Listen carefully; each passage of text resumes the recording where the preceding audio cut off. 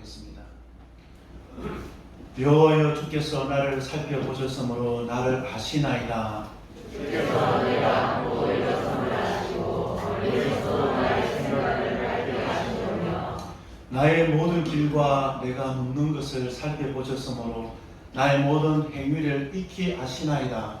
여호와여, 내 말을 알지 못한 것이 하나도 없으시니라. 주께서 나의 앞길을 둘러사시고 내게 안수하였나이다. 이 지식이 내게 너무 미하니 높아서 내가 이 지지 못하나이다.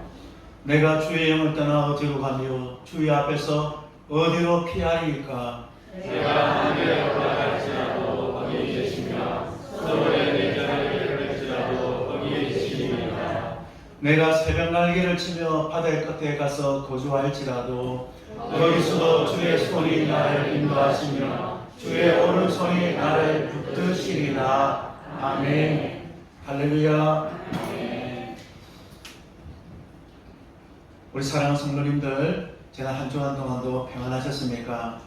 큰 비가 왔지만 우리 성도님들을 하나님께서 지켜주셔서 또 예배의 자리에 다 모아서 우리 하나님께 예배드릴 수 있다는 게 참 감사하고 너무나 고마운 마음이 듭니다. 우리 말씀 듣기 전에 우리 예수님 품으로 우리 찬양 한 곡 하고 우리가 말씀을 들었으면 좋겠습니다. 찬양할 때도 우리 마스크 다 쓰시고 찬양해 주시면 감사하겠습니다.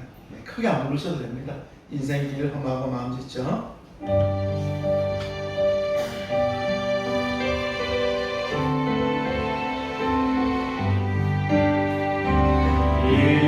인생길 험하고 마음 지쳐 살아갈 용기 없어질 때 홀로 앉아서 나심지 말고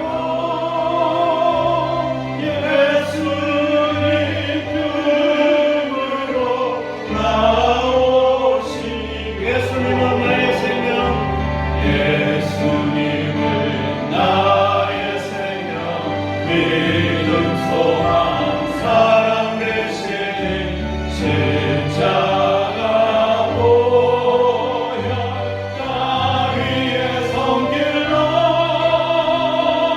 상처 입은 너를 보시시.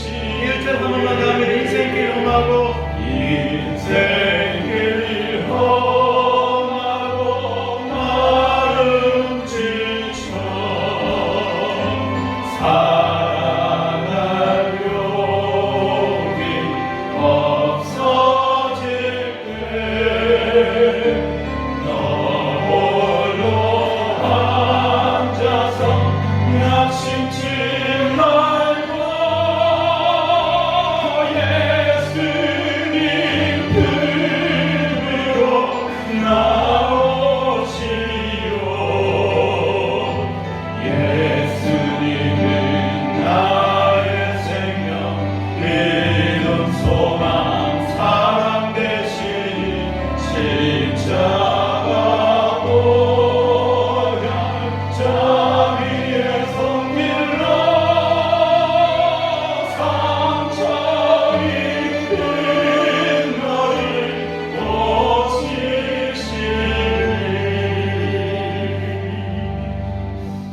아멘. 우리는 살아가면서 이런 생각을 우리가 가끔 할 때가 있습니다. 나는 세상에서 가장 불행한데 주위를 둘러보니 주위 사람들은 다 행복하고 즐겁게 살아가는 것을 바라볼 때마다 우리는 마음이 더 무겁고 힘들어지게 되는 것입니다. 이렇게 살아가는 한 젊은이가 있었습니다. 그래서 이 젊은이는 밤만 되면 뒷산에 올라가서 하나님께 기도합니다. 하나님, 제발 제 부탁 하나만 들어주세요. 저는 행복하고 싶지는 않습니다. 근데 하나님, 제가 다른 사람하고 딱 하루만이라도 다른 사람하고 바꾸어서 다른 사람의 인생을 한번 살아보고 싶습니다. 왜냐하면 이 청년이 바라볼 때는 세상 모든 사람은 다 행복한데 자기만 불행하다고 생각하니까 늘 뒷동산에 올라가서 하나님 앞에 행복하게 만들어달라고 기도하는 것이 아니라 다른 사람하고 다른 인생을 한번 살아가게 해달라고 하나님 앞에 늘 부르짖어 기도하니까 하나님이 평화로울 수가 없는 거예요. 그래서 하나님께서 어느 날 세상에 있는 모든 사람들에게 큰 음성을 들려주는 거예요. 그대들 각자가 겪는 불행한 일들을 다 보자기에 사서 다 성전으로 다 가져오라는 거예요. 내가 겪었던 모든 불행한 일들을 보자기에 사서 성전으로 다 갖고 오라. 그래서 이 청년도 보자기에다가 자기가 겪었던 불행한 일들을 막 싸기 시작했습니다. 그래서 너무 기쁜 거예요. 하나님께 자기 기도 제목을 들어줬다고 생각하니까. 그래서 이렇게 보자기를 다 들고 성전으로 이렇게 가고 있었습니다. 근데 이게 깜깜한 밤이니까 사람이 잘 보이지 않았는데 성전 가까이 가니까 성전에 불이 꺼지지 않으니까 이렇게 사람들이 보이기 시작하는 거예요. 근데 이 젊은이가 덜컥 겁이 나는 거예요. 자기가 세상에서 가장 불행한 줄 알았는데 각자 들고 온 보자기가 자기 것보다 더 큰 거예요. 근데 하나님께서 성전 마당에다가 그 보자기를 다 풀어놔는 거예요.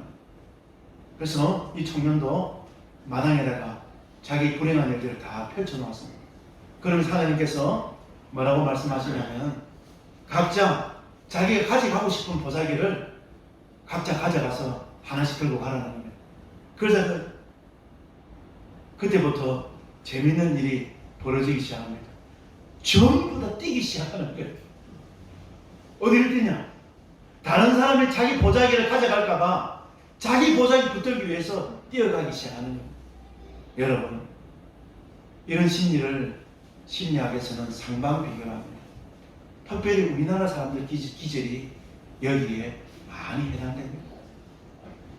내가 잘 되는 것보다 내가 못되는 거에 관심이 있는 것이 아니라 다른 사람에 의해서 내 행복이 주장이 된다는 것입니다. 얼마나 안타깝고 불행한 일입니다. 근데 우리가 이런 삶을 살아가지 않으려면 내가 누구인지 나에 대한 분명한 정체성이 있어야 됩니다. 왜냐하면 우리의 정체성은 우리가 잘나고 우리가 못나고 우리가 잘 살고 못 살고 불행한 것이 아니라 내가 믿는 내가 의지하는 하나님, 나의 하나님에 의해서 우리의 정체성이 밝히 드러나게 되는 것입니다. 하나님이 누구신지 알면은 우리가 인생길을 살아가다가 깊은 수렁을 만나고 깊은 수렁에 빠져도 우리는 하나님을 찬송하고 찬양할 수가 있는 것입니다. 오늘 성경 말씀에도 보면은 시편 139편 말씀은 우리가 19절과 24절 말씀에 다윗이 피 흘리기를 좋아하는 자들, 즉 다시 말하면 다윗을 죽이기 위하여 눈에 불을 켜고 치밀하게 계약하고 다윗을 깊은 수렁에 빠뜨리는 이 사람들의 계략에 의해서 다윗이 지금 큰 절망의 늪에 빠질 수밖에 없는 이 상황 속에 놓여져 있는 것입니다. 왜냐하면 오늘 시편 말씀을 보면 보통의 대부분의 사람들이면 이런 어려운 상황 속에 이 절망을 경험하게 되면 하나님을 원망하고 하나님께 하소연하고 하나님께 불편하는데 오히려 다윗은 하나님께 영광을 올려드리고 찬송으로 나아가는 전혀 우리의 기대와는 전혀 다른 다윗의 모습을 우리는 보게 되는 것입니다. 이 비결이 뭐냐면 다윗이 경험한 다윗이 고백하는 하나님이 계시기 때문인 것입니다. 상황이 환경이 어려운 일들이 크게 다가오는 것이 아니라 하나님이 더 크게 다가오니까 다윗은 이 어려운 일들을 하나님 의지하며 이 어려운 일들을 극복해 나가고 있는 것입니다. 그래서 오늘 이 은혜의 자리에 나와서 예배드리는 우리 사랑하는 모든 성도님들은 다윗이 만났던 하나님, 나의 하나님을 여러분의 삶의 모든 상황들 속에서도 특별히 어려운 상황 속에서도 만나시고 그 하나님 은혜로 그 어려운 일들을 극복해 나가시고 새로운 축복의 간증자가 다 되시는 우리 사랑하는 서대구 중앙교회 성도님들 다 되시기를 우리 주님의 이름으로 간절히 축복을 드립니다. 여러분, 먼저 오늘 다윗이 고백하는 오늘 성경 말씀은 오늘 시편 139편의 시인이 말하는 하나님은 어떤 하나님입니까? 나의 하나님은 나를 다 아시는 하나님. 따라합시다. 나의 하나님은 나를 다 아시는 하나님입니다. 우리 1절에서 4절 말씀, 우리 좀 길지만 1절에서 4절 말씀 읽어봅니다. 시작. 나를 아시나이다. 주께서 내가 안고 일어섬을 아시고 멀리서도 나의 생각을 밝게 하시오며 나의 모든 길과 내가 묻는 것을 살펴보셨으므로 내 혀의 말을 알지 못하는 것이 하나도 없으시니이다. 아멘. 하나님의 성품을 우리는 하나님의 속성이라고 부릅니다. 근데 하나님의 속성에는 두 가지가 있습니다. 우리와 공유할 수 없는 하나님만이 가지고 계시는 차별적인 비공유적 속성이 있고, 우리와 똑같이 우리가 하나님의 거룩하심을 우리가 알지 않은 것처럼 하나님의 사랑하심과 하나님의 진실하심을 우리가 아는 것처럼 이런 속성을, 하나님과 우리가 공유할 수 있는 속성을 공유적 속성이라고 이야기합니다. 근데 오늘 성경 말씀을 보면은 하나님만이 가지고 계신 특별하고 차별한 우리와 공유할 수 없는 하나님만의 비공유적인 속성에 대해서 오늘 시인이 찬송을 하고 있습니다. 여호와여 주께서 나를 살펴보셨으므로 나를 아시나이다. 하나님은 여러분을 다 아시는 분입니다. 오늘 성경 말씀에 보면 살펴보다라는 이 말은 조사하다, 찾다, 감찰하다, 정찰하다는 뜻입니다. 히브리어로 보면 이 뜻은 어떤 의미냐면 어떤 것을 어려운데 감추어놔도 반드시 찾는다는 것입니다. 이 말씀은 무슨 말씀이냐? 우리가 어떠한 상황 속에서도 하나님은 우리를 다 꿰뚫어 보시는 분이 우리 하나님, 나의 아버지라는 것입니다. 우리가 살아가면서 왜 고난이 힘이 듭니까?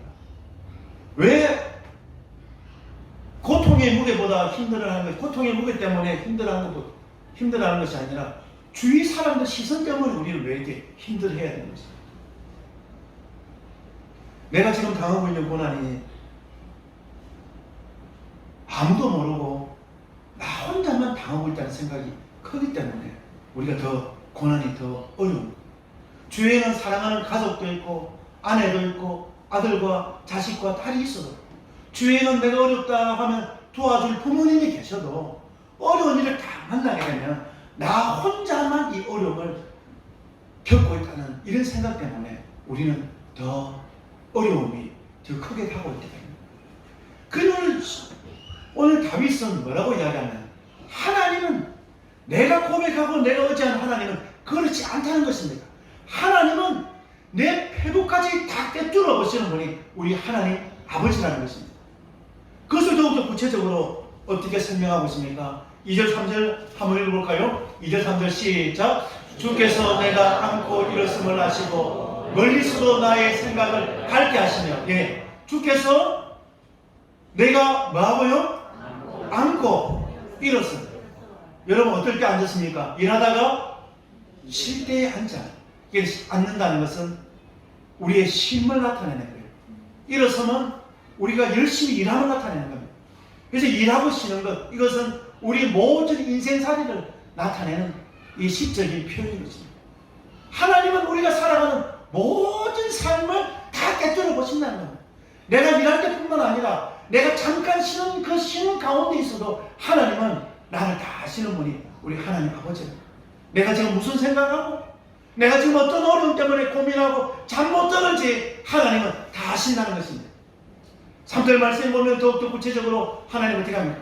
더 확장되어서 하나님은 나의 모든 길과, 하나님은 내가 인생에 원하는 꿈, 내가 되고 싶은 것, 내가 바라는 것들, 내가 원하는 걸어가는 그 모든 길을 하나님은 다 아신다는 것입니다. 그리고 내가 살아가면서 겪게 되는 모든 일들을 하나님은 멀리 계시지만 하나님은 다 아시고, 오늘 시는 더욱더 구체적으로 어떻게 표현하냐면 내 입술에 있는 이 혀의 움직임, 내 생각과 내 말까지 내가 무슨 말 할 것인지 하나님은 다 아신다고 오늘 성경은 우리에게 말씀해 주고 있는 것입니다. 사랑하는 성도 여러분, 따라합시다. 나는 혼자가 아닙니다. 할렐루야. 한 번만 더 따라할 거예요. 하나님의 사람은 하나님의 은혜 없이는 단 한순간도 살 수 없습니다. 할렐루야. 하나님이 꿰뚫어 보신 하나님이 여러분을 사랑해서 여러분이 눈물 흘리고 힘들어하는 것을 하나님 볼 수가 없는 거예요. 그래서 오늘 성경 말씀 보면은 이 살피다는 단어는 어떤 의미냐면은 옛날 우리 어머니들이 시장에 가서 깨를 사오면 어떻게 하면 지금은 뭐 이게 방앗간이 정미소가 잘 되어 있어서 돌 같은 거 잘 구별하지만 우리 어릴 때만 해도 밥에 한 번씩 돌이 들어가고 그랬지 않습니까? 그래서 이 깨라든지 할 때 어떻게 합니까? 깨를 사오면 그냥 통에 안 그냥 안 볶아요. 어머니들이 그 깨를 갖다가 체에다가 부어서 다 걸러가지고 돌과 또 죽정이와 이런 거 다 구별해내잖아요. 오늘 이 단어가 살피다는 단어가 이런 의미인 거예요. 하나님께서 채로 다 그른다는 거예요. 우리가 지금 채로 그러면은 알곡과 죽정이 돌들이 다 구별이 됩니다. 우리가 지금 어떤 형편에 있는지 어떤 상황 속에 있는지 하나님이 다 세밀하게 다 살펴보신다는 것입니다. 우리를 잘 아시는 분은 오늘 하나님이 다 아신다는 말은 이런 의미라는 것입니다. 할렐루야. 어제도 여러분 TV에 우리 서구가 딱 떠서 요즘 대구에 보니까 제일 많이 왔어요. 서구가 316.5mm. 어제 우리 서구가 처음으로 TV에 나왔습니다.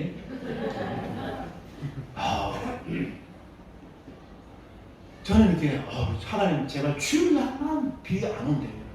왜냐하면 주일날 어제처럼 비 오면요 우리가 예배를 못 드려요. 시끄러워서. 제가 목양실에 있으면 비 떨어지는 소리 들으면 군대에 있을 때 군대인이 느낀 거예요. M60 총 쏘는 것 같아요. 딱 기관총 다다다다다다 시끄러워서 집중을 하죠. 그 정도로 지난 수요일 예배도 드리다 우리 아마 갑자기 소나비 쏟아졌을 때 얼마나 천장이 무너지는 것처럼 박근사님 그렇죠? 김근사님 우리 느끼죠? 어제처럼 비가 오면요 맑은 소리가 들릴 수가 없어요. 얼마나 어제 비가 많이 왔습니다. 그런데도 여러분 하나님께서 자고 일어나니까 얼마나 더 깨끗합니까? 하나님께서 또 이렇게 다 지켜주시니까 거룩한 주일날 나와서 우리가 예배 드릴 수가 있는 겁니다. 뭐 큰 거 해줘서 감사하는 것이 아니라 이런 작은 거 하나에 감사하면요 우리가 큰 감사를 할 수가 있는 거예요. 하나님 주일날 비 오지 않아서 또 좋은 날씨 주셔서 예배당에 와서 예배 드릴 수 있는 거 감사하고 할렐루야. 이거 하나하나가 다 감사한 거예요. 예배당에 비가 와도 비 세지 않아서 감사하고 할렐루야. 근데 우리가 이렇게 살아갈 수 있는 작은 것 하나에도 이렇게 살아갈 수 있는 것이 뭐냐면 하나님께서 우리를 아시고 하나님께서 우리를 보살펴 주시고 순간순간 하나님 우리를 지켜주시기 때문인 것입니다. 할렐루야. 하나님 우리 생각을 지켜주셔야만이 우리가 순간순간 선택해야 되고 판단해야 될 순간에 나쁜 선택을 하지 않을 수가 있는 것입니다. 근데 감사한 것은 우리가 어떤 처지에 있는지 우리 하나님 어떤 하나님 오늘 1절에서 4절 말씀 하나님은 비공유동 소설 하나님은 전지하신 하나님 우리의 모든 것을 전부를 다 아시는 분이 하나님 아버지라는 것입니다. 할렐루야. 우리는요 단 5분 단 1분 후에 어떤 일이 일어날 줄 우리는 알 수가 없어요. 어제 뉴스를 보면서 참 가슴이 아파요. 전라도 쪽에 지금 성진강이 넘쳐서 지금 마을들이 다 잠겨버리잖아요. 근데 그런 거 보면 좀 이 공무원들이 좀 정신 좀 똑바로 좀 차렸으면 좋겠어요. 뭐 비가 많이 온다고 하니까 물을 팍 버리니까 막 제방이 막 터져버리고 그런 것들을 한 번씩 시뮬레이션을 다 했으면 좋겠어요. 제가 비가 한 300mm 왔을 때는 팔당댐은 수문을 한 5개 열어야 되고 그 밑에 있는 댐들은 몇 개 문을 열어야 되고 이런 그런 것들 다 매뉴얼로 딱 해가지고 한 300ml 왔으면 한 수문이 10개면 한 이번에는 한 5개만 열어야지. 필요가 없다고 하면 숨을 다 열어버리니까 갑자기 물이 많으니까 자방이 다 터져버리고 다 잠겨버리잖아요. 이런 것들을 좀 이렇게 좀 했으면 좋겠어요. 안 그렇습니까? 그래서 이렇게 비가 오는데 또 그 수초 그 꺼지는 거 내라 해가지고 공무원들 16명을 그 들어가게 해서 아직까지 죽음도 찾지 못하고 얼마나 안타깝냐. 이거는 JP 3만 불의 나라에서는 있을 수 없는 일입니다. 이거는 멀리 아프리카에서 일어나는 일들이 아직까지도 우리나라에 일어나고 있는 거예요. 그 말씀을 준비하면서 왜 이런 일들이 일어날까? 하나님께서 우리의 생각을 지켜주셔야 돼요. 하나님께서 여러분들이 어떤 생각을 하고 어떤 판단을 하고 어떤 일을 할 때 내가 하는 것이 아니라 모든 것을 다 아시는 전지하신 하나님이 나는 하나님 5분 후에 일어날 일도 모릅니다. 근데 하나님은 어제나 오늘이나 영원토록 우리를 사랑하시는 하나님은 우리의 전부를 다 아시는 분이 우리 하나님 아버지랍니다. 이 하나님이 우리를 지켜주셔야 합니다. 근데 이 하나님은 어떤 하나님입니까? 우리 전지하신 우리의 모든 것을 다 하신 하나님 어떤 하나님? 우리 7절에서 9절 말씀 우리 다 같이 한번 보겠습니다. 7절에서 9절 말씀 시작. 내가 주의 영을 떠나 어디로 가며 주의 앞에서 어디로 피하리까. 내가 하늘에 올라갈지라도 거기 계시며 수월에 내 자리를 펼치라도 거기 계시니라. 내가 새벽 날개를 치며 바다 끝에 가서 거주할지라도. 아멘. 우리의 모든 것을 다 하신 하나님은 어디에나 다 계시는 하나님. 이것을 신학 용어로 하나님의 편재성이라고 합니다. 하나님은 세상 모든 곳에 아니 계신 곳이 없다는 것입니다. 하나님은 저 하늘에 계신 것이 아니라 여러분들의 깊은 방에 들어가서 입을 뒤집어 쓰고 혼자 눈물 흘리고 있는 그곳에도 하나님은 계십니다. 그래서 오늘 시인이, 오늘 다윗이 이 하나님의 편재성을 얼마나 멋지게 표현하고 있는지 모르겠습니다. 우리 7절과 8절 말씀 다시 한번 볼까요? 시작. 내가 주의 영을 떠나 어디로 가며 주의 앞에서 어디로 피하리까. 예, 여기까지 7절요. 예. 내가 주의 영을 떠나 어디로 가며 주의 앞에서 어디로 피하리까. 하나님은 안에 계신 곳이 없다는 것입니다, 여러분. 그래서 하나님의 사람인 저와 여러분들은 하나님을 떠나서는 살아갈 수 없는 존재라는 것입니다. 여러분 요나 보세요. 하나님께서 요나에게 요나야 니느웨 성에 가서 복음을 전해라 하니까 요나가 어떻게 합니까? 하나님 내 원수한테 가서 말로 복음을 전합니까? 그러면서 니느웨 성을 가지 않고 다시스로 가는 배를 타고 다시스로 향하다가 폭풍을 만나서 큰 물고기 뱃속에 잡아먹혀서 큰 물고기 뱃속에서 3일 주야 되지 않습니까? 그 물고기 뱃속에도 하나님 계십니까? 안 계십니까? 여러분? 물고기 뱃속에도 하나님이 계시니까 하나님이 요나를 살려주지 않습니까? 여러분? 할렐루야. 이게 하나님의 은혜고 하나님의 사랑입니다. 하나님은 우리의 모든 것을 다 하시는 하나님이 저 하늘에만 계시면은 우리의 상황을 잘 모를 텐데 하나님이 저 하늘에 계신 것이 아니라 우리가 있는 모든 상황, 내가 집에 있을 때, 집에서도 출근하는 직장에, 또 사업터에, 내가 다니는 학교에, 학원에, 내가 가 있는 모든 곳에, 지금 예배드리는 이곳에도 하나님은 우리와 함께 하실 임마누엘 하나님이라는 것입니다. 할렐루야. 그래서 하나님의 사람은 주의 영, 하나님의 영을 떠나서는 우리가 살아갈 수가 없는 거예요. 그래서 하나님이 우리와 함께 하시면 우리가 뭐 가지고 덜 가지고 뭐 잘 살고 못 살고 또 똑똑하고 덜 똑똑하고 이게 아니라 하나님의 이름의 건세로 우리가 쉽게 살아갈 수가 있는 것입니다. 아멘이십니까? 이전에 제가 군에 가기 전에 이 주유소에서 아르바이트를 한 달 해본 적이 있어요. 근데 이 주유소 사장님 참 재밌는 분이에요. 이 사장님 이 동생이 김영산 정부 때 청와대 제가 봤을 때는 한 9급이나 9급은 아니겠고 한 7급 막 7년 정도, 행여간 정도 되는 것 같아요. 근데 집에다가, 김영삼 대통령이 이 거제에, 이게 집이 거제에 하는 닥성. 네. 근데 이게 대통령 당선되고, 이게 거제에 이제 제일 먼저 이렇게 자기 동네에 와서 잔치를 하지 않습니까? 그 잔치에 와가지고 동네 사람들하고 악수를 다 하는데, 동생이 행정관이니까 이 대통령이 이거 거제 오는 걸 알고, 거기 가 있다가 김영삼 대통령하고 악수를 한번 다 했어요.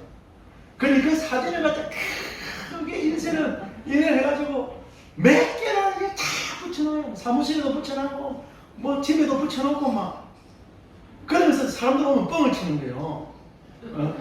이 자기 동생이 이렇게 이 청와대에 있다고 막 누가 알면 청와대 막 민정수석 좀 되는 것처럼 막 뻥을 치는 거예요. 막 그러면서 막 사업을 그런 식으로 해나가더라고요. 형님 한 사람 건설 치시면서 누구를 안다는 것이 힘이 되는 거예요. 여러분 범죄와의 전쟁을 보세요. 최민식이가 경찰서 잡혀가지 않습니까? 형사들 막 때리지 않습니까? 야, 너 경찰서장, 너 서장 남천 비치 살지? 너 서장이랑 밥 먹고 어제도 밥 먹고 사우나 가고 막 자랑하잖아요. 세상 사람들은 그걸 힘으로 생각하는 거예요. 경찰서장 하나 알아도 어깨에 그 힘이 들어가는 거예요. 근데 우리는 누굽니까? 이 우주 만물의 참주인 되신 하나님, 나를 만드시고 나를 살리기 위해서 살찌시고 피 흘리신 그 주님의 그 사랑. 세상에 어떤 신이 피조물을 위해서 대신 죽습니까, 여러분? 부처님이 여러분 우리를 대신해서 죽었습니까, 여러분? 그런 기록은 없습니다, 여러분.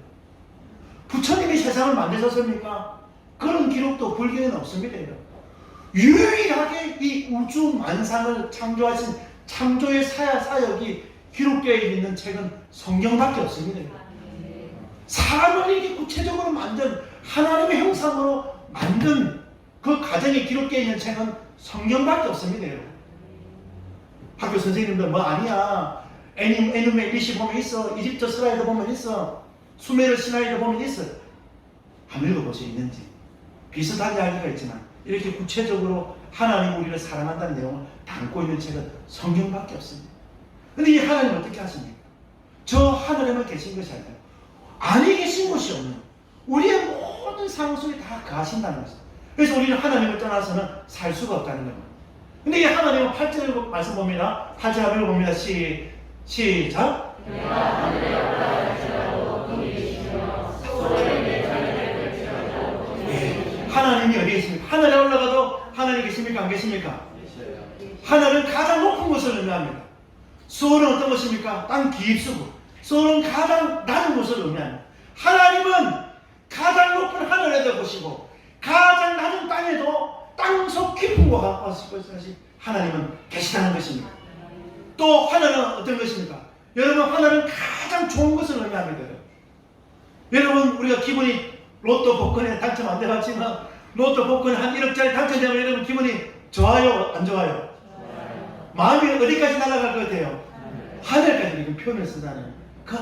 하늘은 우리 살아가는 인생 속에서 가장 행복할 때에 가장 즐겁고 기쁠 때에 하늘인 것입니다. 서울은 가장 힘들 때.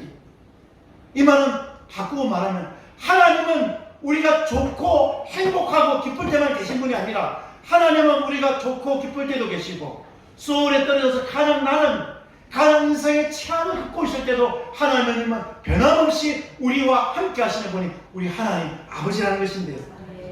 또 9절 말씀 보면 하나님 어디 계십니까? 9절 말씀 시작. 내가 새벽 날개를 치며 바다 끝에 가서 거주할지라도. 새벽 날개는 새벽은 동쪽을 의미합니다. 동쪽 끝을 의미합니다. 바다 끝은 서쪽 끝을 의미합니다. 수직적으로 하나님이 하늘과 땅에 계신 것처럼 또 수평적으로 하나님은 동쪽 끝에도 계시고 서쪽 끝에도 하나님 다 계시다는 것입니다. 바꾸고 말하면 하나님은 아니 계신 곳이 없고 하나님의 사랑인 저와 여러분들은 이 하나님을 떠나서는 살아갈 수가 없다는 것입니다. 사랑하는 성도 여러분, 우리를 사랑하신 하나님이 우리를 이렇게 사랑합니다.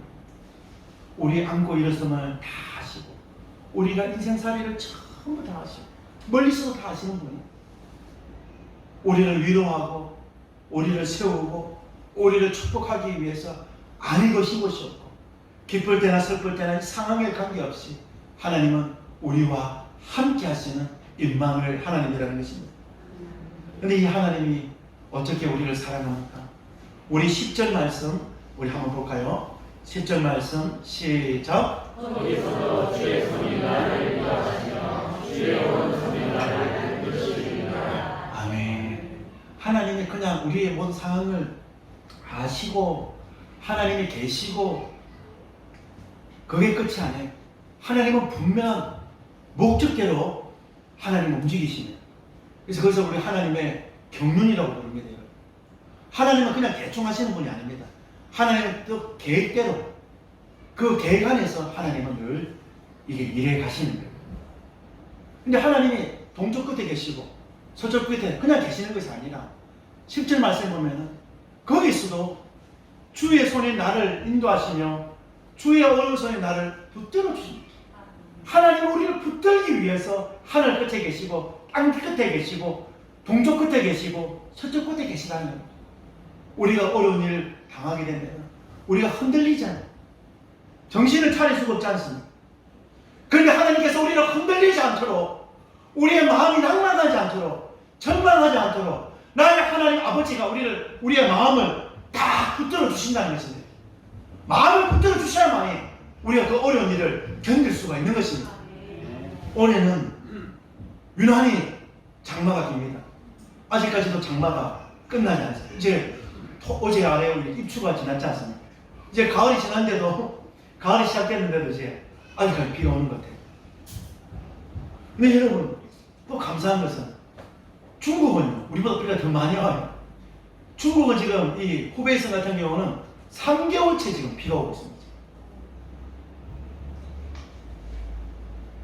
근데 수많은 사람들이 비로 인해서 어려움을 많이 당하고 있는 것을 뉴스를 통해서 보지 않습니까? 근데 그렇게 어려운 가운데서 또 감동을 주는 동영상이 있더라고요. 이번 주에는 제가 이 동영상 하나 보면서 가슴이 뭉클하더라고요. 이 학생들과 손님들 태우는 이 버스가 이 다리를 지나가는데 갑자기 푸른한 물에 의해서 그 버스가 떠내려가서 이 뒷바퀴는 벌써 다리 아래로 이렇게 떨어지는 거예요. 이제 조금만 있으면 이제 그 버스 탄 사람은 잘못하면은 큰 어려움을 당하게 되는 그 전체전명의 위기의 순간이에요. 포크레인 기사가 포크레인을 몰고 딱 와서 포크레인으로 버스를 딱 붙들어가지고 버스가 떠내려가지 않도록 이 버스를 구해서 거기에 탄 사람들을 다 구해내는 광경을 보면서 제 가슴이 뭉클했습니다. 이게 붙드는 거예요, 여러분. 포크레인이 버스를 붙들었기 때문에 버스는 떠내려가지 않은 것처럼 우리 인생에 큰 바람이 불어서 큰 파도가 쳐서 우리가 떠내려갈 수 있는 그 위기 상황이 되면 하나님이 주의 능력의 오른손, 제가 뭐랬습니까? 오른손은 하나님의 권능의 손입니다, 여러분. 이 권능의 손은 능치 못할 일이 없는 하나님의 축복의 손인 것입니다. 이 권능의 손으로 하나님의 자녀들을 딱 붙들어 주신다는 것입니다. 할렐루야. 그런데 우리 하나님이 붙드는 것만으로 끝나지 않아요. 우리 5절 말씀 보겠습니다. 5절 말씀 시작. 주께서 나의 앞길을 둘러싸시고 내게 안수하시리이다. 주께서 나의 앞뒤를 둘러싸시고 내게 안수하시는 나에 대해서 다 아시는 하나님은 내가 당하고 있는 그 모든 상황 속에서도 다 편재해 계신 하나님. 이 하나님도 어떤 하나님? 나를 붙들어 주신 하나님인데 그냥 붙드는 것만으로 이 어려움 지나가는 것만으로 하나님의 축복은 끝이 나요. 하나님 또 거기에도 목적이 있는 거예요. 우리가 이 어려움을 견딜 수 있도록 하나님이 딱 붙들어 주시는데 뭐 하기 위해서? 주께서 나의 앞뒤를 둘러싸시고 피 흘리기를 좋아하는 자들이 나를 공격해오는 이 원수들의 칼과 창으로부터 하나님이 방패가 되어주셔서 딱 보디가드처럼 딱 둘러싸셔서 나를 안전하게 지켜주신다는 것입니다. 나를 살리신 그 목적이 뭐냐? 내 머리에 안수하기 위해서. 안수한다는 것은 하나님이 주시는 우리의 가장 큰 축복입니다. 내가 어려움 그냥 지나가는 것으로 하나님은 만족 못하는 거예요. 저 여러분들 어려움을 이겨내고 반드시 축복의 주인공이 되기를 우리 하나님은 원하고 있습니다. 여러분. 하나님은 바라고 있습니다. 여러분. 우리 하나님 멋지지 않습니까? 여러분. 우리가 이렇게 긴 인생을 살아가다 보면은 때로는 이 긴 여정 속에서 이런 고난의 어려운 일들을 경험할 때가 있습니다. 그러나 그 모든 순간에도 우리가 감사해야 될 것은 나보다 나를 잘 아시는, 내가 안고 일어선까지 다 아시는, 내 머리들까지 다 세시는 하나님이 나와 함께 계시다는 것입니다. 이 하나님이 나를 붙들어 주시고 이 하나님의 궁극에는 나를 축복해 주신다는 것입니다. 여러분, 이런 축복의 주인공 되기를 주님의 이름으로 간절히 축복을 드립니다. 여러분 잘 알아야 돼요. 제가 누누이 이야기하지 않습니까? 은혜는 전적인 값없는 하나님의 전적인 은혜입니다. 그런데 축복은 여러분 성경에는 상급으로 나타납니다. 사도 바울은 하나님은 만홀히 여기지 않는다고 말씀하고 있습니다. 이 말은 우리 하나님은, 따라합시다. 우리 하나님은 공짜가 없습니다. 하나님은 심는 대로 거둔다는 거예요. 할렐루야.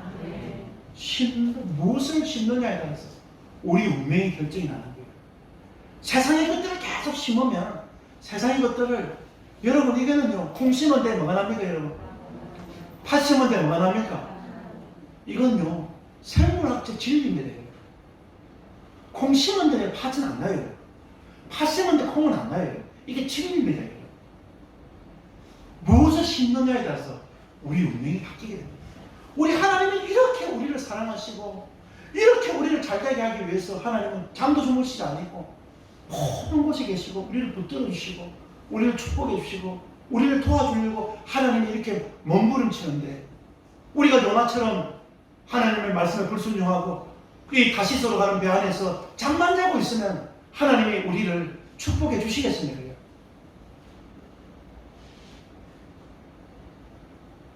우리의 묻은 철연장과 같은 우리의 나를 갈아야 됩니다. 하나님의 축복은 그냥 툭 떨어지는 게 아니에요. 여러분. 성경 읽어보세요. 저는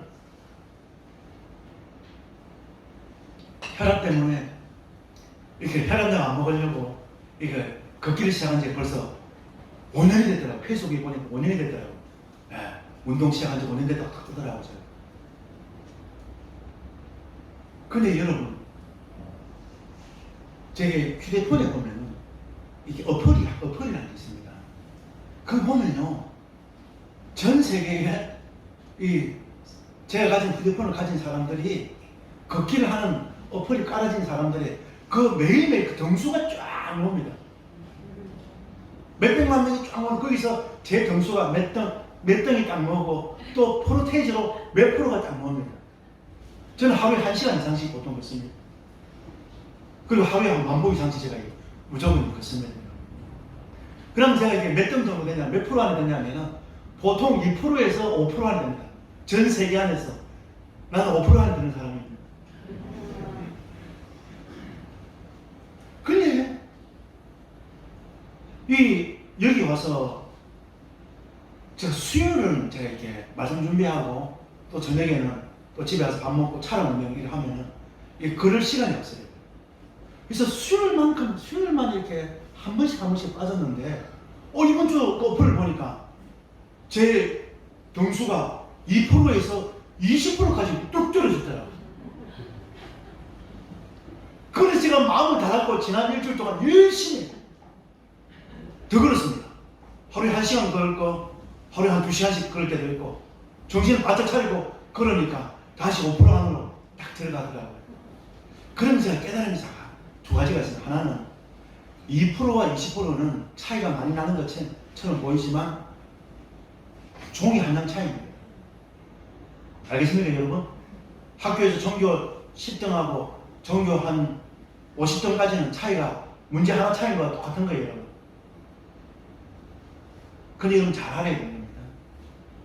이게 하루가 되고 일주일이 되고 한 달이 되고 1년이 됩니다. 그게 바로 실력입니다. 여러분 잘 알아야 됩니다. 지금은 한 달 안에는, 일주일 안에는 이 차이가 얼마 되지 않아서 조금 더 노력하면 극복이 되지만 여러분, 1년이 지나면요, 극복할 수가 없습니다. 하루에 수십만 걸음을 걸어도 이 차이는 메워지지 않습니다. 이것을 미국의 콜로리아 대학교의 앤더슨 에리슨 교수는 1만 시간의 법칙이라고 이야기합니다. 어떤 분야에서 전문가가 되기 위해서는 1만 시간 써야 된다. 그래서 보통 하루에 3시간씩 10년이라는 시간을 투자를 해야만. 오늘 우리에게 주시는 하나님의 말씀은 골로새서 4장 2절에서 4절 말씀입니다. 기도 어떻게 해야 하나라는 제목의 말씀을 가지고 하나님 주신 은혜를 덤뻑 누리는 귀한 시간이 되었으면 좋겠습니다. 이번 주 참 유익한 책을 한 권 읽었습니다. 미국에 있는 서던 캘리포니아 대학에서 심리학을 가르치는 이 웬디 우드라는 여교수가 쓴 이 헤빗이라는 책입니다. 이 책을 읽어보면 우리가 잘 아는 이야기가 하나 나옵니다. 바로 마시멜로 이야기입니다. 여러분 마시멜로 이야기 잘 알죠? 미국에서 유명한 스탠포드 대학교에서 그 대학 부설 유치원의 빈 유치원에서 4살짜리 아이들에게 15분 동안 아이들 앉혀놓고 각 방에서 마시멜로를 하나 올려두고 그 마시멜로를 15분 동안 먹지 않고 참으면 상으로 보상으로 하나 더 주는 이런 실험을 하게 되었습니다. 근데 대부분의 75% 아이들이 15분을 참지 못하고 마시멜로를 먹어버리고 이 25% 아이만 이 실험에서 성공을 하고 평균적으로는 아이들이 9분 정도만 참았다고 합니다. 재미있는 것은 15분을 참고 이 기다린 나머지 4분의 이 아이들이라는 것입니다. 이 아이들이 어떻게 이 유혹을 이겨냈을까? 여러분 4살짜리 아이들에게 마시멜로는 굉장히 큰 유혹입니다. 근데 이 아이들이 15분을 견딜 수 있는데 이 견디는 아이들을 조사를 해보니까 아이들이 앉아서 어떤 아이들은 막 노래를 부르고 어떤 아이들은 이 책상에 만지작거리거나 또 의자를 막 집어뜯거나 하면서 이 주의를 분산시켰답니다. 또 어떤 아이들은 마시멜로를 바라보면서 아니야 저건 마시멜로가 아니야 저거는 구름이야 저거는 솜이야 하면서 다른 주의력을 분산하는 이런 전략으로 아이들이 이 유혹을 견뎌내었다는 것입니다. 그래서 이 실험실에 참가했던 연구진들은 이 실험의 제목을 만족 유해 실험이라고 제목을 붙였다고 합니다. 아이들이 더 큰 성취를 위해서 더 큰 만족을 위해서 일시적인 쾌락과 일시적인 즐거움은 욕구는 참는 것. 이렇게 만족을 위해서는 순간의 욕구를 순간의 즐거움을 참는 이 자제력의 힘을 만족유예라고 이 학자들은 부르게 되었던 것입니다. 근데 재미있는 것은 웬디 우드라는 여교수는 다른 각도에서 마시멜로 이야기를 마시멜로 실험을 보게 되는 것입니다. 그게 뭐냐면 거기에 참가한 대부분의 아이들은 대부분 아이들은 9분을 참지 못했다고 합니다. 그리고 실험을 할 때에 마시멜로를 보여준 아이들은 6분을 견디지 못하고 마시멜로를 보여주지 않은 아이들은 그래도 먹지만은 한 10분은 참았다고 합니다. 그래서 이 웬디 우드라는 이 여교수는 이 실험에서 의문을 제시를 하게 됩니다. 자제력이 크면은 커서도 성공할까?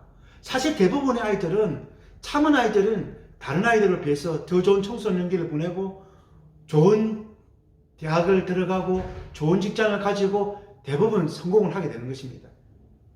그런데 자제력만 있다고 해서 성공하는 것이 아니라는 결론을 가지고 이 실험을 보게 되는 것입니다. 다른 각도로 보게 되니까 전혀 다른 결과가 나타나는 것입니다. 마시멜로를 바라보면서 참는 것이 유혹으로부터 이기는 것이 아니라 상황을 제어할 수 있는 능력이 오히려 더 세상을 살아가는 큰 힘이 된다는 것입니다. 마치 아이들이 다이어트하는 아이들이 냉장고에 초콜릿 케이크 있으면 초콜릿 케이크를 버려버리는 것처럼 그리고 집에서 편안한 침대가 있는 곳에서 공부하는 것이 아니라 일부러 도서관에 가서 공부하는 그래서 상황을 바꾸어 버리는 상황을 나에게 유리한 쪽으로 만들어가는 학생들이 오히려 더 성공할 확률이 높다는 것을 바라보게 되었던 것입니다. 저는 이 책을 읽어보면서 이런 생각을 한번 해보게 됩니다. 우리가 살아가는 인생에도 그렇습니다. 우리 사랑하는 성도님들 얼마나 많은 유혹들이 여러분들 유혹합니까? 얼마나 많은 무섭고 두려운 일들이 우리를 위기 가운데 밀어넣을 때가 얼마나 많이 있습니까? 저는 책을 읽으면서 참 지혜가 있어야 되겠다 생각을 많이 하게 됩니다. 우리가 살아가는 인생에도 그렇습니다. 지혜가 없이는 이런 어려움들을 자제력만 가지고는, 내 능력만 가지고는 이 세상을 우리가 잘 살아갈 수 없음을 우리가 깨닫게 되는 것입니다. 그래서 우리가 어떻게 해야 됩니까? 그래서 하나님이 주시는 참 지혜가 필요합니다. 하나님이 참 주신 참 지혜, 하나님이 도와주셔야만이 우리가 이 어려운 일들을 잘 극복해 나갈 수가 있는 것입니다. 오늘 본문 말씀에서도 하나님의 이 도우심을 받는 그 수단이 뭔지 오늘 사도 바울은 우리에게 잘 가르쳐 주고 있습니다. 그것이 무엇입니까? 바로 기도라는 것입니다. 왜 기도합니까? 내가 연약하기 때문에, 내가 세상의 유혹에서 쉽게 넘어질 수밖에 없고, 내 자제력이 약하기 때문에, 내 능력에 한계가 있기 때문에 하나님의 힘을 우리가 빌려야 되는 것입니다. 여러분, 아멘이십니까? 하나님의 힘을 빌리는 것이 뭐냐? 기도라는 것입니다. 그러면 오늘 기도를 어떻게 해야 됩니까? 오늘 사도 바울이 에바브로 기도를 통해서 정말 골로새 교회에 관한 이야기를 듣고 건면합니다. 그러면서 사도 바울이 마지막에 골로새서 말씀을 마무리 지으면서 마지막에 하는 말씀이 뭐냐? 기도하라는 것입니다. 기도밖에는 이 문제를, 기도밖에는 이 위기를 해결해 줄 수 있는 방법은 기도밖에 없다는 것입니다, 여러분. 사랑하는 성도 여러분, 기도는 하나님의 창고를 여는 열쇠와 같습니다, 여러분. 여러분, 아무리 창고에 많아도 그 키를 꽂고 돌려야만이 그 창고 문을 열고 응답을 받을 수 있는 것처럼, 기도만이 하나님의 창고의 열쇠를, 기도만이 하나님의 창고의 열쇠이고, 기도만이 하나님의 창고를 열 수 있는 힘임을 잊지 않는 우리 사랑하는 성도님들 되기를 주님의 이름으로 간절히 부탁을 드립니다. 그러면 기도는 어떻게 해야 될까요? 오늘 사도 바울의 2절 말씀에 우리 사랑하는 성도님들, 우리 2절 말씀 다 같이 읽어볼까요? 시작! 기도를 계속하고 기도에 감사함으로 깨어있어라. 기도를 우리가 어떻게 해야 되는지, 그리스도인의 참 바른 기도 생활은 어떻게 해야 되는지 오늘 짧은 말씀이지만 정말 심플하게 설명하고 있습니다. 기도는 어떻게 해요? 기도는 계속하라는 것입니다. 계속하라는 말은 향하여라는 말과 굳세다라는 이 두 개 단어가 합쳐진 단어입니다. 계속해서 굳세게 끊임없이 힘차게 기도하는 것이 계속하라는 단어인 것입니다. 그래서 계속하는 단어는 다른 표현으로 바꾸면 충성스럽게 기도하라는 것입니다. 기도할 때도 여러분 끊임없이 한번 기도해가지고 우리가 원하는 것이 얻어지지 않는다고 해서 포기하지 마시고요. 그리고 뭘 얻기 위해서 기도하는 것이 아니라 이 상황을 해결하기 위해서는 우리의 힘으로 이 상황을 해결할 수 없음을, 내가 연약함을 우리가 인정해야 되는 것입니다. 그래서 하나님의 도우심을 받아야 되는 것입니다. 여러분, 빌립보서 4장 6절에 7절 말씀에 보면은 아무것도 염려하지 말고 다만 모든 일에 기도와 간구로 너희 구할 것을 감사함으로 하나님께 아뢰라. 그리하면 모든 지각이 뛰어난 하나님의 평강이 그리스도 예수 안에서 너희 마음과 너희 생각을 지켜주실 것이라고 말씀하고 있는 것입니다. 세상을 살아가는 그리스도인의 참 지혜는 뭡니까? 이 염려를 기도로 바꿀 수 있는, 기도로 성화시킬 수 있는 그 지혜가 세상을 살아가는 참 지혜임을 잊지 않는 우리 사랑하는 성도님들 되기를 우리 주님의 이름으로 간절히 부탁을 드립니다. 근데 이 기도할 때는 끊임없이 계속해서 포기하지 마시고 응답 받을 때까지 기도하시기를 우리 주님의 이름으로 간절히 축복을 드립니다. 코로나19 때문에 우리가 얼마나 힘들게 하루하루를 이렇게 살아가고 있습니까? 저는 코로나19를 바라보면서 많은 생각이 듭니다. 그 생각 중에 이런 생각이 많이 듭니다. 우리가 참 연약하다는 생각을 많이 하게 됩니다. 이탈리아에는 코로나19 때문에 하루에 1000명 이상씩. 여러분, 유럽은 우리나라보다 훨씬 잘 살고 복지가 잘 되어 있고 우리가 벤치마킹한 나라들 아닙니까, 여러분? 미국은 어떻습니까, 여러분? 그렇게 큰 소리 쳤던 미국도요, 지금 중국보다 더 많은 10만 명이 넘는 사람들이 지금 코로나19에 감염되어서 어려움을 당하고 있습니다. 전 세계 팬데믹으로 퍼져가는 이 코로나를 바라보면서 저는 이 생각이 들 때가 많아요. 아, 우리가 참 약하다. 뭐 달나라 가고 화성 가고 막 가지고 많은 계획 세우고 막 살아가고 있지만 눈에 보이지 않는 바이러스 때문에 전 세계가 스탑되어 버리지 않습니까? 비행기가 뜨지 못하고 기차가 다니지 못하고 모든 나라들이 국경을 다 닫아버리지 않습니까? 우리의 힘으로는 코로나19를 극복할 수가 없습니다. 학자들도 이 백신이 나오려면 최소한 1년 이상 기다린다고. 사랑하는 성도 여러분, 하나님의 은혜 앞으로 나아가는 우리 사랑하는 우리 세대구 중앙교회 성도님 다 되시기를 주님의 이름으로 간절히 부탁을 드립니다. 기도만이 이 어려운 일을 해결해 줄 수가 있는 것입니다. 여러분의 가정의 모든 일들도 하나님이 여러분의 기도를 들으시고 응답해 주시기를 우리 주님의 이름으로 간절히 축복을 드립니다. 기도하면 상황이 바뀌게 되는 것입니다. 자잘이 있다고 해서 성공하는 것이 아니라, 상황이 좋다고 해서 성공하는 것이 아니라, 상황을 제어할 수 있는 그 지혜를 하나님이 주시기를 우리 주님의 이름으로 간절히 축복을 드립니다. 그래서 기도할 때도 때로는 우리가 원하는 일들이 바로 응답되지 않더라도 쉬지 말고 기도할 수 있는, 항상 쉬지 말고 기도하면서 그 상황 속에서도 기뻐할 수 있는, 그리고 모든 일에 감사할 수 있는 우리 사랑하는 성도님들 다 되시기를 주님의 이름으로 간절히 축복드립니다. 그리고 또 사도 바울은 2절 말씀에 감사함으로 깨어있으라고 말씀을 하고 있습니다. 그리스도인의 바른 기도 생활은 감사하는 기도라는 것입니다. 정말 여러분, 지금 이 상황 속에서도 여러분 시각을, 눈을 바꾸어 보면 감사할 수 있는 것들도 많이 있을 것입니다. 사랑하는 성도 여러분, 그 순간만 바라보지 마시고 지난 삶을 돌아보시면서 지난 순간 도와주신 하나님의 은혜를 생각할 수 있는 저와 여러분 되기를 주님의 이름으로 간절히 부탁드립니다. 그러면 그 순간에서도 하나님께 베풀어 주신 은혜에 붙잡고 감사할 수가 있는 것입니다. 코로나19 때문에 예배당을 이렇게 아름답게 지어놨지만 벌써 6수째 우리는 예배를 드리지 못하고 있습니다. 그런데 감사한 것은 뒤돌아보면 또 하나님의 은혜가 많은 것 같아요, 여러분. 정말 우리 교회가 이렇게 2월 16일 날 입당 마지막 예배 드리고 2월 마지막 주 우리 여기서 예배 드리고 했는데 제가 이게 2주 전에 한 2주 전에 아닙니다. 지난주군요. 지난주 우리 공사를 담당할 인테리어 사장을 만났습니다. 아니, 인테리어 사장님도 거의 우리 교회 일 끝나고 거의 한 달 동안 일을 하지 못했다고 합니다. 코로나 때문에 일이 모든 현장들이 사람들이 겁이 많고 또 어떤 사람들은 또 이렇게 자가격리되는 사람도 있고 이렇게 해서 이 공사가 거의 한 달 동안 멈췄다고 합니다. 근데 한번 생각해 보십시오, 여러분.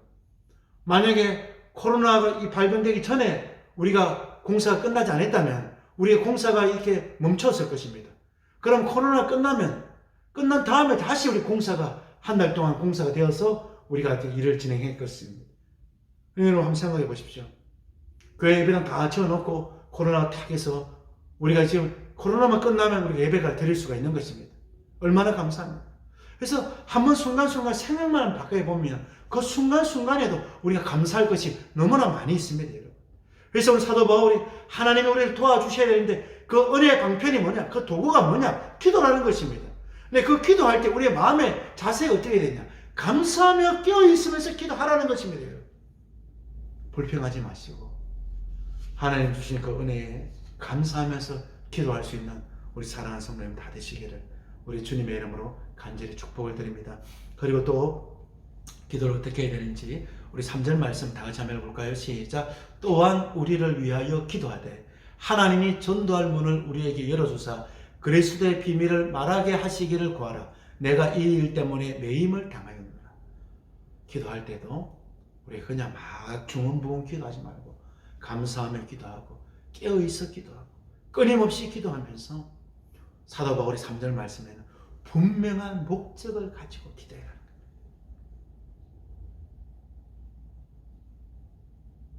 여러분, 어떤 사람들이 상황을 극복해 나가고 어떤 사람들이 그 어려운 일을 잘 이겨낼 수 있습니까? 목적이 분명한 사람, 목적이 살아있는 사람, 꿈이 있는 사람, 여러분. 그렇지 않은 사람들보다 긍정적이고요.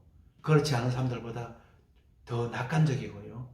그렇지 않은 사람들보다 더 즐겁게 그 문제를 해결하는 것들을 우리가 보게 될 때가 종종 있습니다. 여러분, 일하는 것도 그렇습니다. 남이 시켜서 일하면 여러분 짜증이 납니다. 공부도 그렇습니다. 아빠가 엄마가 시켜서 하는 공부도 우리 학생들 지칩니다. 그러나 내가 원하는 목적이 있고 내가 하고자 하는 그 하고자 하는 그 꿈이 있거나 그 비전이 있거나 그 분명한 목적이 있으면요, 그 어려움들도 쉽게 견딜 수가 있습니다. 기도할 때도 그렇습니다. 분명한 목적을 가지고 기도할 때에 우리가 그렇지 않는 것보다 더 열심히 기도할 수 있고, 그렇지 않은 것보다 기도할 때도 지치지 않고 우리가 힘있게 기도할 수가 있는 것입니다. 사도 바울이 오늘 우리에게 기도를 부탁하면서 말씀하지 않습니까? 또한 우리를 위하여 기도하되. 사도 바울이 복음을 위하는 자기 자신을 위하여 기도해 달라는 것입니다. 무엇을 위해 기도 부탁합니까? 전도할 문을 우리에게 열어주사 그리스도의 비밀을 말하게 하시기를 구하라는 것입니다. 기도하는 목적도 그렇습니다. 내가 하고자 하는 일, 내가 이루고자 하는 이 일이 내 일이 아니라 하나님의 일이 되기를 주님의 이름으로 간절히 부탁을 드립니다. 기도의 응답이 빨리 이루어지는 것이 뭐냐? 하나님의 일과 연관이 되어져야 되는 것입니다.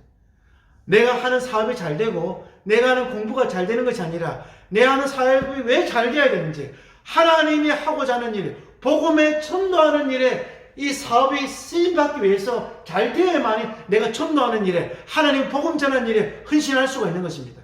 그래서 이런 분명한 목적을 둬야 되는 것입니다. 공부 하나님 1등 하게 해달라고, 하나님 좋은 대학 들어가게 해달라고, 이게 기도가 아닌 것입니다. 하나님 내가 좋은 대학에 들어가서 좋은 직장 가지고 더 잘 되면 하나님 기뻐하시는 복음 전하는 일에 내가 매진하겠습니다. 내가 더 최선을 하겠습니다. 이런 분명한 목적이 있어야 되는 것입니다. 우리 사랑하는 성도님들 한번 따라해 보시기 바랍니다. 한번 다 같이 따라해 보십니다. 나는 주님의 일하고, 따라합시다. 나는 주님의 일하고 주님이 내 일을 하게 하자. 사랑하는 성도 여러분, 오늘 사도 바울이 기도에 대해서 부탁을 하지 않습니까? 그 기도에 대한 그 부탁의 그 마지막 핵심이 뭡니까? 결론이 뭡니까? 복음 전하는 일에 쓰임 받기 위하여 기도하는 것입니다. 이게 목적이라는 것입니다. 우리가 무엇을 먹든지, 우리가 무엇을 마시든지, 우리 하는 모든 일들은 하나님의 영광을 위하여 하는 우리 사랑하는 성도님들 되기를 주님의 이름으로 간절히 부탁을 드립니다. 하나님이 여러분을 도와주실 것입니다. 자제력이 강한 사람이 성공한 사람이 아닙니다. 기도하는 사람이 더 나은 삶을 살 수 있고, 기도하는 사람이 닥친 문제에서 해결할 수 있고, 하나님의 도우심을 받아야만이 우리가 감사하며 우리의 모든 분명한 그 목적대로 기도할 때에 그 모든 어려운 현실 속에서 이길 수 있는 그 비밀임을 깨닫는 우리 사랑하는 성도님들 되기를 주님의 이름으로 간절히 축복을 드립니다. 하나님이 저와 여러분을 도와주셔야 됩니다. 요즘 저는 이런 생각을 많이 하게 됩니다. 우리 사랑하는 성도님들이 어렵고 비록 힘든 가운데 있지만, 우리 사랑하는 성도님들이 또 이렇게 기도의 습관을 쫓아서 막 살아가다가 또 예배를 잘 드리지 못해서 이 헤빗이라는 책을 읽으면서 습관이라는 것에 생각을 많이 했잖아요. 여러분, 우리가 습관을 바꿔요. 생각을 계속해서 우리 행동을 바꾸게 되면 결국은 그 행동과 습관이 우리의 습관이 됩니다. 여러분, 그러면 습관적으로 살아가게 되면 그 습관이 우리의 좋은 인격을 만들게 되는 것입니다. 근데 우리가 한 6주 정도 예배를 드리지 못하면서 우리 사랑하는 성도님들이 예배가 잘 드려지고 있나, 또 기도 생활 잘하고 있나, 또 말씀을 잘 읽고 있나, 저는 이런 걱정이 많이 됩니다. 우리 사랑하는 성도님들, 우리 만났을 때 또 제 걱정들이 기우이기를 제가 기우이기를 제가 생각합니다. 우리 사랑하는 성도님들 정말 믿음 생활 잘하고 또 업그레이드 되어 있는 우리 사랑하는 성도님들 만나기를 저는 기대합니다. 이번 주 저는 재미있는 경험을 하나 하게 되었습니다. 이번 주 교회는 우리 이미 다 건물이 완성이 되었고, 이제 조금씩 교회에 조금씩 부족한 것들을 이렇게 만들어가고 있습니다. 이번 주 교회 문에 우리 간판 사장님이 글씨를 이렇게 시트지 글씨를 이렇게 딱 붙였습니다. 근데 뭐 작업하는 걸 제가 보니까 그냥 이렇게 유리문에 분무기로 물 축축축축 뿌리고 뭐 시트지 종이 탁 붙이고 뭐 작업하더라고요. 근데 저는 이 생각입니다. 시트지 보니까 아무 글씨가 하나도 안 보여요. 그래서 저는 작업하는 사장님 보면서요, 머릿속에 이런 생각을 하게 됐습니다. 아, 사단이 오늘 시대지를 잘못 가져왔구나. 아무 글씨도 없는 걸 가져와서 붙여서 사장님 바빠서 오늘 굉장히 바쁘더라고요. 바빠서 오늘 일을 잘못 하시려고 하구나 이 생각을 하게 되었습니다. 그런데 사장님이 쭉쭉쭉쭉 하다 보니까 한 몇 분 지나니까 글씨들이 하나씩 마치 일판 위에서 춤추는 것처럼 아름다운 글씨들이 하나씩 살아나더라고요. 제가 그걸 보면서 이런 생각을 하게 되었습니다. 제가 즐겨 부르는 찬양 중에 돈 모이가 불렀던 God will make 라는 책이 이 노래가 있습니다. God will make a way where there seems to be no way. 하나님이 우리를 위하여 일하지만 우리가 하나님이 하시는 걸 보지 못할 때가 많이 있습니다. 왜요? 우리는 하나님이 아니기 때문에. 우리는 되어졌을 때만 우리가 하나님 하셨구나 말할 수가 있는 것입니다. 지금 어려운 가운데 있는 사랑하는 성도님들, 지금도 하나님이 여러분을 위하여 일하고 계시면 우리 눈에 보이지 않지만 하나님은 일하고 계십니다. 여러분. 그러나 사랑하는 성도님들, 하나님은 우리에게 원하시는 것이 하나 있습니다. 하나님이 우리를 위하여 일하실 때에 우리와 함께 일하기를 원하시는 것입니다. 어떻게 우리가 하나님과 함께 일할 수가 있겠습니까? 기도를 통해서 일할 수가 있는 것입니다. 그래서 오늘 본문 말씀처럼 끊임없이 기도하시고 감사함으로 기도하시고 분명한 목적으로 인하여 기도하셔서 하나님과 저와 여러분이 하나가 되어서 우리의 모든 일들을 정말 낭망할 수밖에 없는, 좌절할 수밖에 없는 이 희망이 없는 이 일들이 정말 아름다운 열매로 아름다운 정말 기쁨의 결실을 만들 수 있는 이 축복의 주인공이 될 수 있는 우리 사랑하는 우리 서대구 중앙교회 성도님들 다 되시기를 우리 주님의 이름으로 간절히 축복드립니다. 우리 사랑하는 성도님들, 그래서 이번 한 주간 동안도 기도하면서 감사하면서 한 주간 동안 승리하는 우리 사랑하는 성도님 다 되시기를 우리 주님의 이름으로 간절히 축복드립니다. 사랑의 하나님 아버지 감사합니다. 기도할 수밖에 없는 상황 속에서 하나님 기도만이 우리의 살 길이고 기도만이 하나님과 하나가 되어서 이 모든 어려운 역경들을 이겨낼 수 있음을 우리는 바라보게 됩니다. 하나님, 우리는 상황을 제어할 힘이 없습니다. 하나님만이 도와주셔야만이, 하나님께서 우리에게 힘을 주셔야만이 상황을 유리하게 제어해 나갈 수 있음을 우리는 발견하게 됩니다. 우리 사랑하는 성도들, 한 주간 동안 어디에 있든지 무엇을 하든지 끊임없이 기도하고 감사하며 기도하고 분명한 목적으로 기도하면서 하나님의 도우심을 얻을 수 있는, 쟁취할 수 있는, 그래 원하는 것을 이루을 수 있는 우리 사랑하는 서대구 중앙교회 성도들 되게 하여 주셔서 어려운 가운데 있는 성도들 있습니까? 하나님 어려움을 멈추어 주십시오. 하나님이 신방화 주셔서 우리 사랑하는 성도들을 위로하여 주십시오. 함께 이 어려운 일들을 우리 사랑하는 성도들과 해결해 나갈 수 있는 우리 사랑하는 서대구 중앙교회 성도들 다 될 수 있도록 주님 축복하여 주시옵소서. 하나님 아버지 속히 만날 수 있도록 하나님 아버지 코로나19가 멈출 수 있도록 하나님께서 함께하여 주시고 하나님 우리 사랑하는 성도들 코로나19 때문에 어려움 당하지 않도록 지키시고 보호하시고 축복하여 주시옵소서. 이 모든 말씀을 사랑하시는 예수님의 이름으로 기도 올려옵나이다. 아멘.